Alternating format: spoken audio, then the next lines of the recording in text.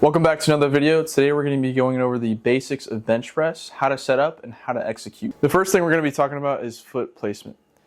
Now with foot placement, it's important to keep in mind the rules and regulations of your federation. USAPL and IPF do require a full contact of the foot on the floor.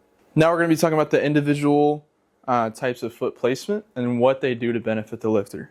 So first we're going to be talking about shin angle. So the further your foot out is relative to your knee, this will require just more active quad tension during the bench press in order to keep that leg drive. The further your foot is back in relation to your knee, it's going to be a little bit more of a passive leg drive. So you may not need to be actively leg driving. This is something that might just tension and happen on its own. Now for the stance width on the bench press, starting with the wide stance, this will be great for stability and helping to keep the glutes in contact with the bench, which will be another rule to keep in mind at any powerlifting competition.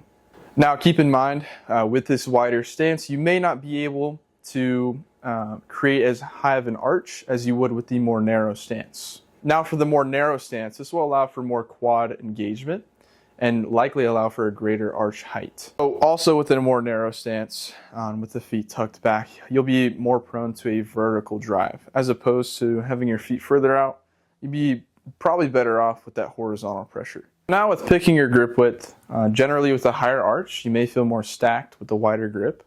And if you're somebody who can't arch as high, you have a lower, almost a flat back, you may feel more stacked, more comfortable with a closer grip, somewhere inside of the rings even.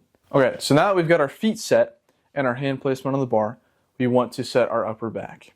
So setting the upper back will be done through a wedge motion, a sliding motion of the upper back and traps into the bench. So with the upper back placement, we want to start with the bar somewhere around our eyes or our forehead. We want to slide into the bench on our upper back and traps until the bar is over top our chin or mouth. And so with this sliding motion, we're creating horizontal tension or leg drive through our quads. And that's going to start at the foot. We're going to drive the foot down and away from us to create a leg extension motion.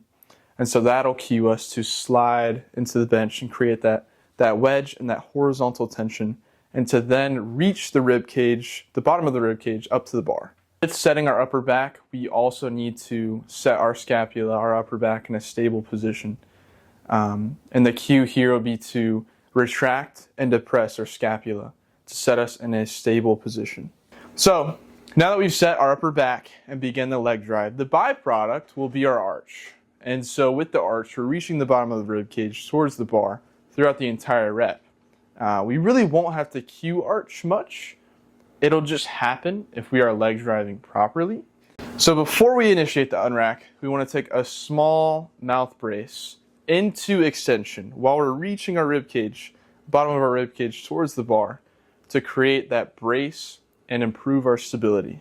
Now that we've created our full body tension, created our leg drive, we've created our arch, we can now initiate the unrack.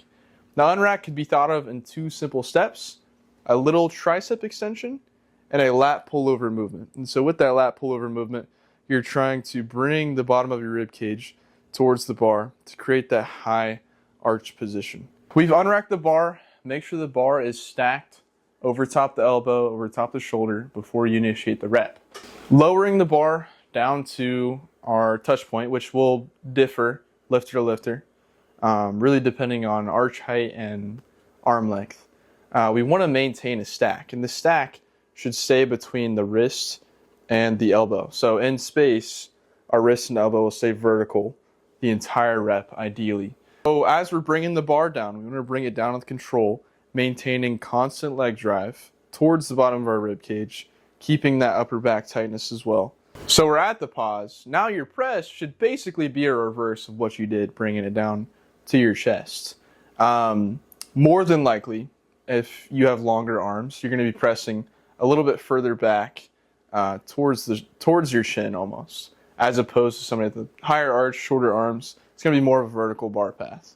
There's just going to be a little bit more deviation front to back with longer arms or a shorter arch. That'll be all for our basics of bench video. If you guys have any questions, please leave a comment. Go ahead and like and subscribe.